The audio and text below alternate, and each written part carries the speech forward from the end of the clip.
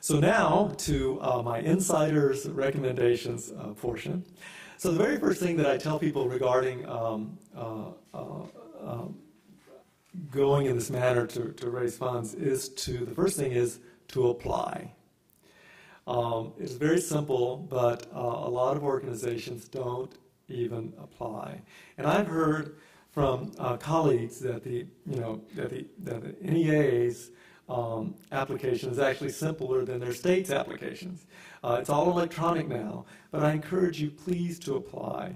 Another thing that is generally true at the agency, I think, is that it's looked upon as a barometer too, as the engagement of the field and also the need for the field. So, a lot of times your organizations are perceived differently, than a lot of other type of organizations. So, the engagement, the need, I think is important and sends a signal to our staff. Secondly, I really advocate establishing a relationship with funder and staff. The specific reason we wanted Pepper here is so that you can meet with Pepper and engage with Pepper. I mean, that is really important.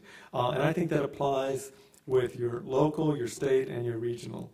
And it doesn't necessarily mean that you call every day and say hi.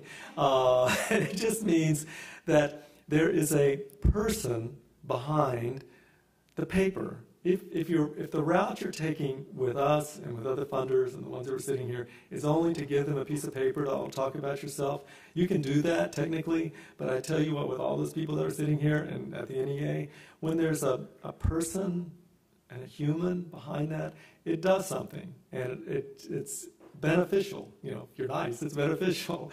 So I really encourage you to establish that. Now, when I was in San Francisco, one thing that I was petrified of doing is calling a funder because it is a very bizarre relationship. Basically, we have money, you want money. That's just the reality of that, and it's a very bizarre situation. And I think that money makes people go crazy anyway. So you add that, and so it's like, what am I going to say? Obviously you want money, you need funding. What I recommend is something as simple as, hi, this is so-and-so. I heard Mario at this conference, and he said I should call. And I just wanted to introduce myself and find out, is there any new program emphasis? Or we're planning to apply. Is there anything I should know? That's it. Now, that's different than I'm calling because I need $10,000, or I'm calling because this, or you guys, blah, blah, blah. You're just calling to do that. And any decent program officer is going to say, oh, well, that's great, you're applying. No, there's no new directions. Go ahead and apply. Or, yeah, actually, we do have new directions. And that's why this is also critical. Because even though programs, like the ones you heard today, and our programs, they don't change radically, typically, but they do change. And there's more emphasis on either we want to do more education. Actually, no, we're focusing more on creativity with the artists. It's kind of some of the things I mentioned as far as a strategic plan. And that's really important for you to know, because before you sit down and spend hours and hours on this application, you want to know what's going to push the buttons there and speak to the programs, the goals they're trying to achieve. And a lot of people don't do that. But the very best and most successful organizations at the NEA I have found call us before they apply, and they say, planning to do this, any new things, and then I guess the second you always call after, whether you recommend it or not. So that all ties into the establishing the relationship. So now into the calling. So I mentioned that the best ones call, pre-grant, I'm planning to apply, this is what I'm planning to do, and then post-grant. One of the most important benefits from applying, and this ties into my initial thing about applying, even if you don't get recommended. What happens is at a national panel like that, it's colleagues of yours that are sitting here. It's also national funders and colleagues, and they don't know your organization. So what happens is you are being introduced to all of these independent individuals to assess what you're doing.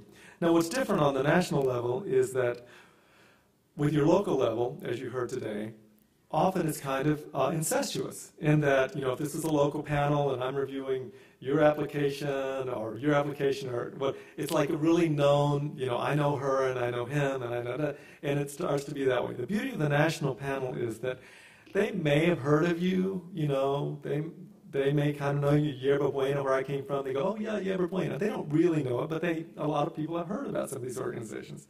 But they can give you really wonderful, honest feedback coming from the point of view of being big art supporters. So these aren't people trying to kill your application. These are people wanting to read one beautiful application after another.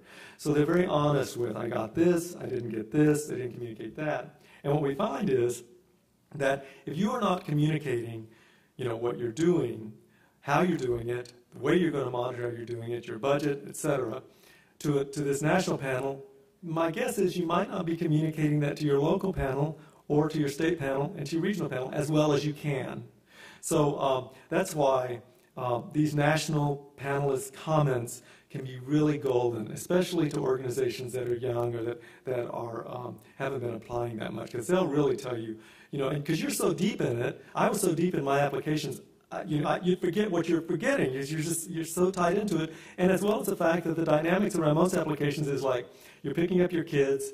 There's someone's having a problem here, and there's spaces here. You're doing fundraising here. There's a big dinner here. Oh, and I got to turn to my NEA application. So that's why it's really important that you call at the end of that. For executive directors, don't forget the passion and the lifeblood that drives you to even do this crazy work in the first place. I doubt that any of you are in this audience here because you are doing this for the money. I doubt it. There may be, and I bless you if you are, but the rest of us, this is a calling. And so don't forget that. And as I mentioned in the last panel, applications are so dry. They'll take it all out of it. So, and these projects that you're submitting may have been in the works for 2 years or 3 years. So make sure that you add that spark. Now, it's difficult, and you can't add it all over the place, but you want to keep that. A conversation I'll have with major organizations who don't rank as well, often with the ED, I'll call them up and I go, you know, or we'll have the conversation and go, have you been reviewing your grants lately? It's like, no, as a matter of fact, I haven't. I didn't look at the last grant that even went in. Now, what's funny is I know as the head of an organization, they're killing themselves night and day to raise funds. And I'm like, take a look at it. Make sure that you're engaged with that and add that, a little bit of that, because you can start to get into the cut and paste. Everybody cut and paste, it's just part of life. But you also customize these applications, hopefully, towards who you're applying for. So make sure that you add some of that into your application. And actually, we have in artist communities, we have an extra page. And what that extra page is, we added it just because of this issue. That page is to take advantage of, as if you were able to have 5 minutes to go talk to that panel and not answer any questions, but just to make the case and go, this is why I am doing this. We are the only organization in our state doing this, you know, this is what drives it. And that is the purpose of that. And so it's just a blank page. There's no question. It's just how does this project, carry forward the vision of your organization. What some organizations do, which is a mistake, in my opinion, is they recap what they already listed. Our organization has been here since blah, blah, blah, blah. It's not about that. This is about addressing the panel directly, to give them that one more little piece that can add the heart and the soul and the blood to some of these applications because they are so cut and dry.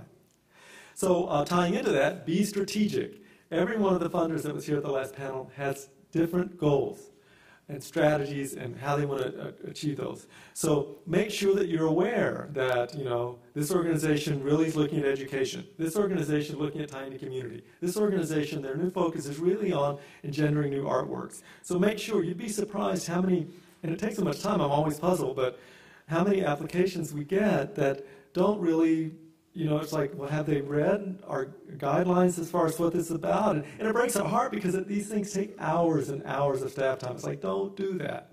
So make sure you know what they're kind of looking for. And that, again, can be handled with the call. Tying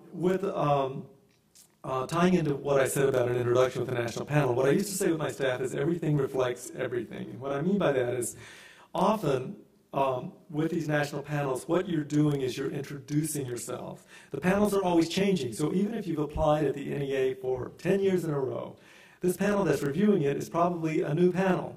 that may or may not know you. And so make sure that every single thing that you give to that panelist from your, whether it's books or work samples or the writing, supplementals, anything, that be aware that it is a reflection of you, and it is that first calling card. So they say, oh, this is how they handle their NEA. They're thinking this. This is how they handle their NEA application. I wonder if it reflects the way they handle their own organization. So that is a key point. Work samples. This is a key issue with artist communities. Work samples should communicate the quality of the artist that you have in your programs. They can be past artists, they can be future artists, but we only have about 3 minutes to look at those work samples. So make sure they are the most impressive work samples you can possibly give. One conversation that goes on in panels, very frustrating, and it's also makes us happy. They'll say, panel will go, well, I didn't really like the application. It didn't really move me, but I saw that work sample. I think that is fantastic. Score, vice versa. Love the application, but I saw the work sample, so we can really sync it. And the power of visual images is what it is. It's much stronger than however you articulate that. So be very, very careful about your visual images and what you send. And again, as you're preparing your application, you can contact us. You can contact Pepper and say, hey, I'm thinking about sending, should I send this and this and this? Should I send a 2-hour tape? And he'll say, no, we only have 3 minutes to look at it. So be very careful about that one. Grants.gov, I think you're all pretty familiar now with applying online. That's the way of the world. A lot of people probably don't like it too much, but that's just the way it's going to be, and it'll probably keep going in that direction. So if you don't walk away with anything else that I've given you today, do this one thing, and that is set a false deadline within your organization of 7 days before the deadline. I can't tell you how much it upsets us, if the deadline is on Monday, to get a call from someone crying on Tuesday saying, I submitted, it's horrible, you know what I'm talking about. We hate that because these are so difficult. And the days of the cushion, etc., are gone. I bring to mind, I let people know there used to be an organization in San Francisco that was so nice that if the deadline was 5 o'clock on Friday, by rule, they would stop their clocks at 5 o'clock so that people could submit it. Those days are gone. But that was so sweet. But those days really have changed. No, and it is electronic now, and that's it. But the key is that when you submit to our grants.gov, it can take 24 to 48 hours to know if there was a mistake in what you sent. And often the mistake is just technical. It doesn't have anything to do with these artists or what you're doing or what you've been planning for years. So again, try to set a false deadline 7 days in advance, because the beauty of our system is that you can call Pepper the next day or the day after and say, Pepper, did you get everything? And he can go right to it immediately and go, it's all in. You're good to go. In the old days, he's like, oh, there's a big stack of them. I don't have time to go through them. This way, he can just go and say, yes, every single thing is there. You can just, and you rest at ease. But please don't wait to the last minute if you can help it. I mentioned this morning about myths about the NEA. From large organizations, I hear all we do is fund small ones. From small ones, all I hear is fund large ones. We fund all types of organizations, and we are committed as a federal agency. We have to fund all sizes of organizations. So I just wanted to clear that up.